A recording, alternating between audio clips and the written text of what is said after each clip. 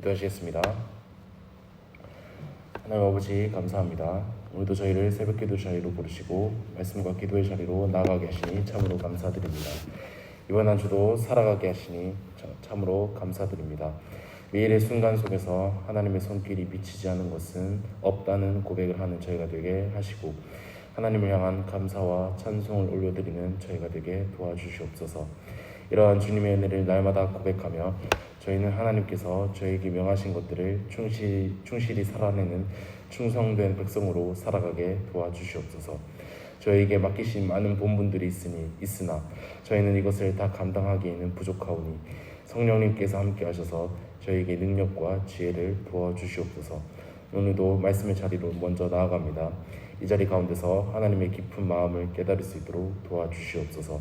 예수 그리스도의 이름으로 기도드립니다. 아멘. 함께 읽은 하나님의 말씀은 에스겔 5장입니다.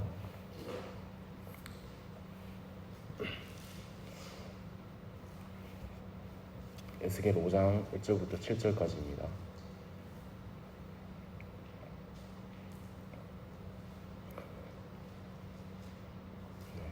에스겔 5장 1절부터 7절까지입니다. 그러면 다 차신 줄 알고 제가 봉독하도록 하겠습니다. 살아계신 하나님의 말씀입니다. 너 인자야, 너는 날카로운 칼을 가져다가 삭도로 삼아 내 머리털과 수염을 깎아서 저울로 달아 나누어 두라. 그 성읍을 에워싸는 날이 차거든 너는 터럭 3분의 1은 성읍 안에서 불사르고 3분의 1은 성읍 사방에서 칼로 치고 또 3분의 1은 바람에 흩으리라. 내가 그 뒤를 따라 칼을 빼리라. 너는 터럭 중에서 조금을 내 옷자락에 싸고 또 그 가운데에서 얼마를 불에 던져 사르라. 그 속에서 불이 이스라엘 온 족속에게로 나오리라. 주 여호와께서 이와 같이 이르시되 이것이 곧 예루살렘이라. 내가 그를 이방인 가운데에 두어 나라들이 둘러 있게 하였거늘 그가 내 규례를 거슬러서 이방인보다 악을 더 행하며 내 율례도 그리함이 그를 둘러 있는 나라들보다 더하니 이는 그들이 내 규례를 버리고 내 율례를 행하지 아니하였음이니라. 그러므로 나 주 여호와가 말하노라. 너희 요란함이 너희를 둘러싸고 있는 이방인들보다 더하여 내 율례를 행하지 아니하며 내 규례를 지키지 아니하고 너희를 둘러있는 이방인들의 규례대로 행하지 아니하였느니라. 아멘. 네, 사랑하는 성도 여러분 반갑습니다. 새벽기도 나신 여러분을 진심으로 환영합니다. 한 주의 마지막인 오늘 말씀과 기도로 잘 마무리하고 오늘 하루도 거뜬히 살아가는 우리가 되길 바랍니다. 말씀을 시작하며 조금은 충격적인 상상을 같이 한번 해보려고 합니다. 만약 한 형제가 주일에 머리카락과 수염을 모두 민 삭발한 모습으로 교회에 온다면 어떠시겠습니까? 그것도 그냥 민 것이 아니라 날카로운 칼로 머리를 그 형제가 자신이 직접 밀었다면 말입니다. 아마 저 형제에게 무슨 큰일이 생겼나, 무슨 슬픈 일이 있나 하며 걱정하며 술렁일 수 있을 겁니다. 오늘 우리가 읽은 말씀인 에스겔이 바로 그러한 일을 겪었습니다.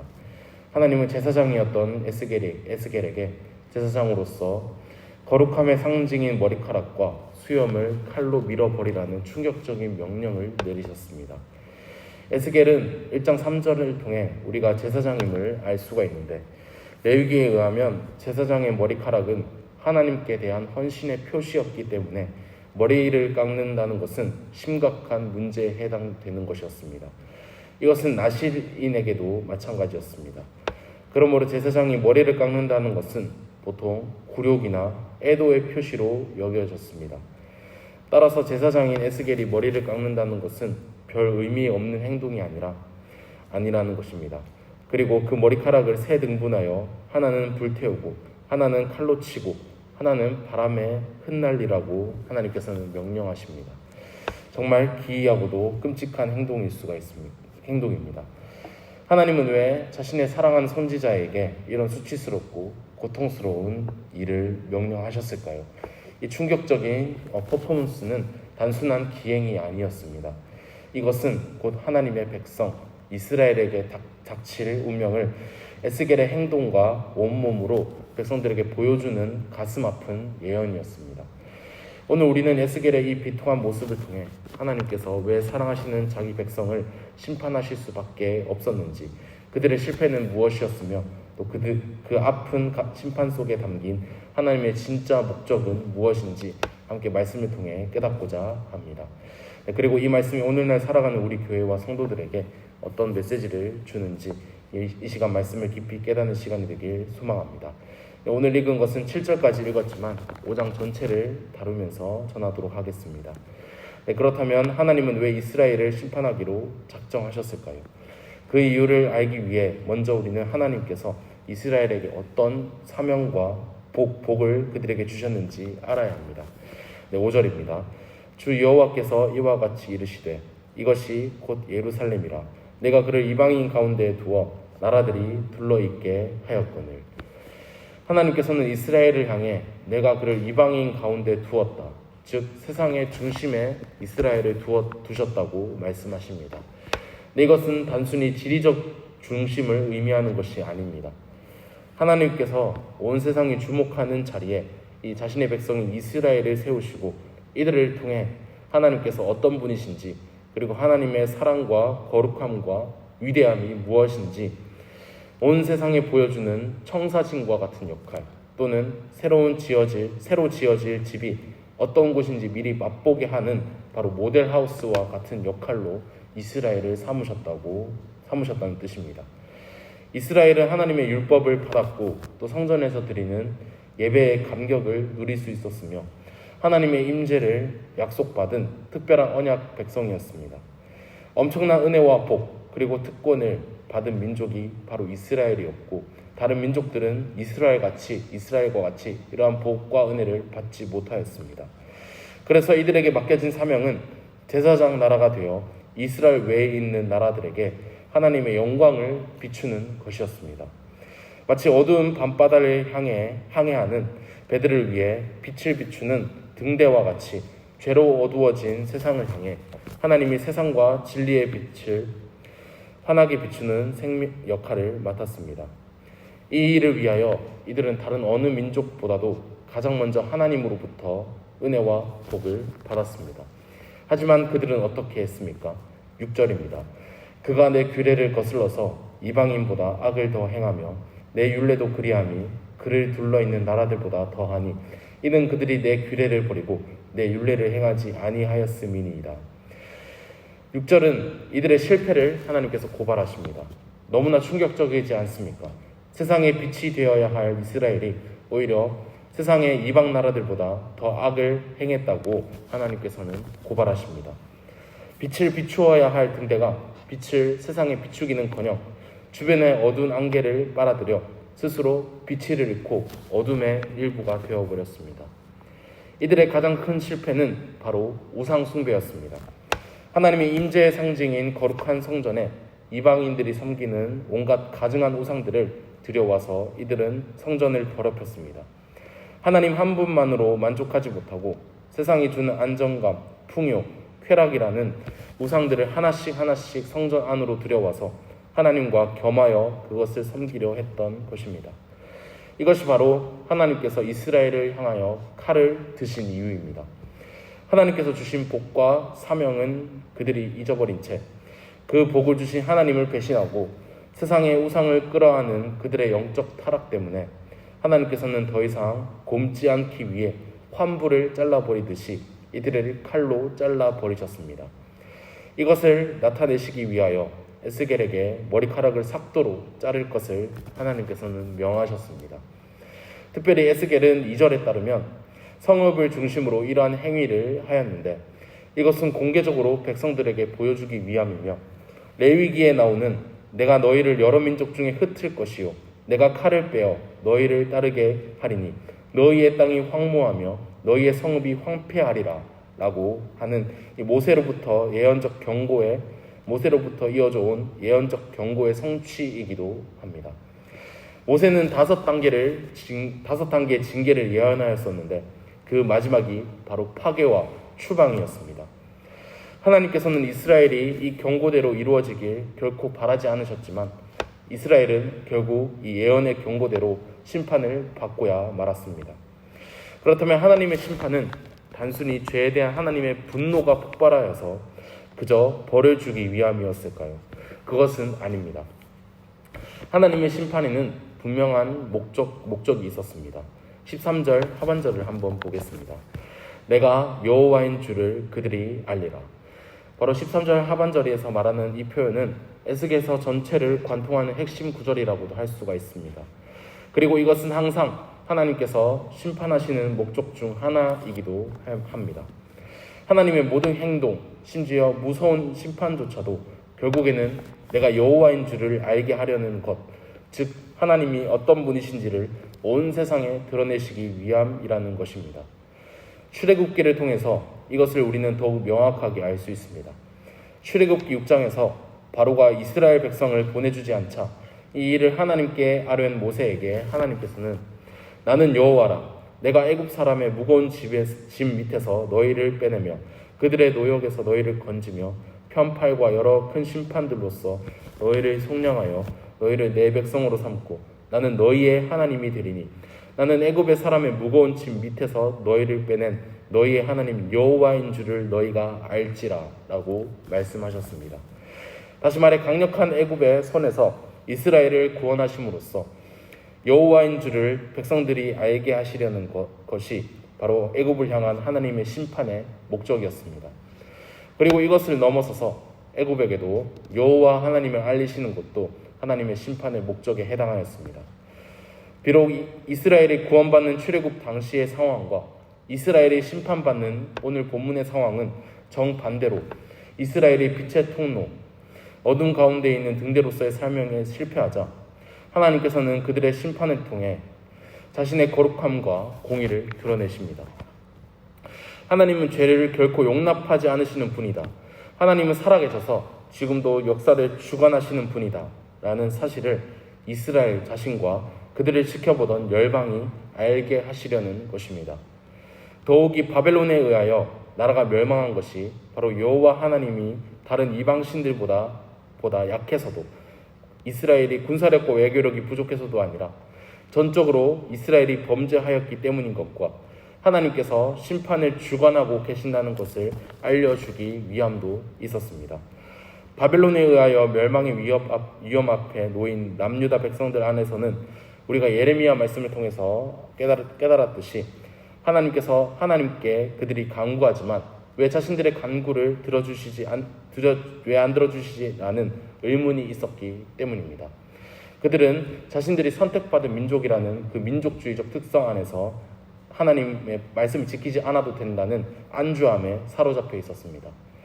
이러한 질문에 대한 대답으로 하나님께서는 심판의 주관자이심을 에스겔의 행동을 통하여 선포하고 계십니다. 그런데 이 무서운 심판의 과정 속에서 우리는 하나님의 놀라운 자비도 함께 발견할 수가 있습니다. 하나님께서는 에스겔에게 깎은 머리카락 전부를 없애라고 하지 않으셨습니다. 3절을 보시면 너는 터럭 중에서 조금을 내 옷자락에 싸고 라고 말씀하십니다. 이것은 백성들이 하나님의 심판으로 인해 불타고 칼에 맞고 흩어지는 절망 속에서도 하나님은 그분의 옷자락에 남은 자를 품어 보호하십니다. 바로 심판의 과정 속에서도 자신의 백성을 남겨두시는 하나님의 자비라고 할 수가 있습니다. 이사야서 언어로 말하자면 상수리 나무가 배임을 당하여도 남은 그루터기가 있듯이 말입니다. 이것이 바로 하나님의 마음입니다. 하나님에 의하여 죄에 대한 대가를 치르고 심판받는 것이 결코 끝이 아닙니다. 정원사가 아끼는 나무를 살리기 위하여 병든 가지를 도려내는 아픈 수술과 같습니다. 하나님은 비록 거룩하시기 때문에 죄를 가만히 두고 보실 수 없는 분이시지만 이스라엘 전체를 진멸하시는 것이 아니라 거룩하게 구별된 남은 자들을 통해 새로운 구원 역사를 이어가시려는 것입니다. 심판 속에서도 결코 놓지 않으시는 하나님의 긍휼과 자비의 손길이 바로 여기에 있습니다. 죄에 대해서는 공의와 거룩으로 엄중하게 심판하시지만 동시에 거룩하게 구별된 백성들을 남겨두시는 사랑과 자비를 하나님께서는 보여주십니다. 사랑하는 성도 여러분, 이 에스겔의 말씀은 약 2600년 전 중동의 땅의 옛날 옛적의 한 이야기로 우리에게 교훈을 주는 그저 역사 이야기에 불과한 말씀이 아닙니다. 이 에스겔의 말씀은 옛날 이야기로 우리에게 끝나지 않습니다. 신약 시대를 살아가는 교회와 바로 우리 성도들이 오늘날 세상의 중심에 그리스도의 몸으로 세워진 새로운 이스라엘로서 계속해서 이것은 이어갑니다. 우리는 예수 그리스도에 의하여 구원받고 교회로 세워져 세상에 복음을 전파하라는 위대한 선교적 사명을 예수님으로부터 부여받았습니다. 에스겔을 통해 이스라엘에게 던지셨던 하나님의 질문은 오늘 우리에게도 동일하게 던져지고 있습니다. 너희는 세상의 중심에서 빛을 발하는 나의 등대가 되고 있느냐? 아니면 과거 이스라엘처럼 세상의 가치관과 우상을 교회 안으로 끌어들여 빛을 잃어가고 있느냐라고 말입니다. 오늘날 우리가 섬기는 우상은 무엇일까요? 고대 근동에서처럼 눈에 보이는 금송아지는 아닐지라도 하나님보다 더 사랑하고 하나님보다 더 의지하는 모든 것이 바로 우리의 우상입니다. 돈, 성공, 자녀, 쾌락, 심지어는 교회 자체의 성장이나 교인들의 평판까지도 하나님 자리에 앉을 수가 있습니다. 오늘 말씀은 우리에게 분명히 가르칩니다. 세상의 빛으로서 세계 복음화, 지역과 국가를 섬기는 위대한 사명은 바로 화려한 프로그램이나 큰 건물에서 시작되지 않습니다. 그것은 바로 교회 내부에서 우리 한 사람 한 사람의 예배에서부터 시작된다는 것을 말입니다. 하나님을 참되게 예배하는 것으로부터 우리의 선교적 사명이 시작됩니다. 그리고 우리가 선교를 하는 이유 또한 모든 열방이 하나님을 예배하게 만들기 위함입니다. 다윗과 솔로몬이 통치하던 때에 이스라엘이 하나님으로부터 받은 복으로 인해 아름다운 나라가 되어 열방이 이 아름다움을 흠모하였듯이 교회를 통해 하나님을 예배하는 것이 얼마나 복된 것인지를 알리는 것이 바로 우리 교회의 사명이라고 할 수가 있습니다. 우리 교회가 먼저 하나님 한 분만으로 만족하고 또 하나님만을 온전히 예배하는 거룩한 공동체가 될 때 그 안에서 경험하는 사랑과 용서, 기쁨과 평안이 자연스럽게 교회 밖으로 흘러가게 될 것입니다. 이것이 바로 세상을 향해 빛을 발하는 것입니다. 세상 사람들은 우리의 진실한 예배와 서로를 향한 진정한 사랑을 볼 때 저들을 믿는 하나님이 궁금하다라며 주님께 돌아오게 될 것입니다. 우리 교회가 바로 하나님이 누구신지를 보여주는 살아있는 증거가 되는 것입니다. 사랑하는 성도 여러분, 하나님은 우리 교회를 이 대전 지역과 세상의 중심의 등대로 세우셨습니다. 먼저 우리 안에 하나님이 아닌 다른 우상들을 과감히 제하여 버려야 합니다. 오직 하나님 한 분만으로 기뻐하고 예배하는 거룩한 공동체로 세워가야 합니다. 그럴 때 우리를 통해 하나님의 살아계심이 온 세상에 알려지는 이 놀라운 역사가 일어나게 될 것입니다. 우리 교회를 통해 수많은 영혼이 여호와가 하나님이시구나 라는 이 고백을 하며 주께 돌아오는 복된 역사가 있기를 간절히 소망합니다. 오늘 이 말씀을 두고 함께 기도하시겠습니다. 하나님 아버지 감사합니다. 오늘도 저희에게 에스겔 말씀을 주시고 이 말씀을 저희에게 깨닫게 하시니 참으로 감사합니다. 오늘 에스겔 말씀을 통하여 교회를 향한 하나님의 사명을 감당하는 것이 얼마나 중요한지를 저희가 깨달았습니다. 그러기 위해서 저희는 먼저 교회 안에 있는 우상을 제거하고 오직 하나님을 예배하는 것이 최우선임을 저희가 말씀을 통해 깨닫게 되었습니다. 이 사실을 기억하며 저희가 항상 영적으로 민감해져서 교회 내에 우상이 있다면 그 즉시 그것을 제거해버리는 충성된 종이 되게 도와주시옵소서. 그리하여 오직 하나님만을 예배하고 세상의 빛으로서 하나님을 예배하는 것이 얼마나 복된 것인지를 나타내는 복된 교회가 되게 도와주시옵소서. 이를 위하여 성령님께서 항상 함께 하심으로 죄를 깨닫게 하시고 저희에게 우상을 지적하여 주시옵소서. 오늘 하루도 이 말씀에 따라 살아가는 저희가 되게 도와주시옵소서. 예수 그리스도의 이름으로 기도드립니다. 아멘. 네, 말씀을 듣고 기도하시고 자유롭게 기도하시네 돌아가시면 되겠습니다.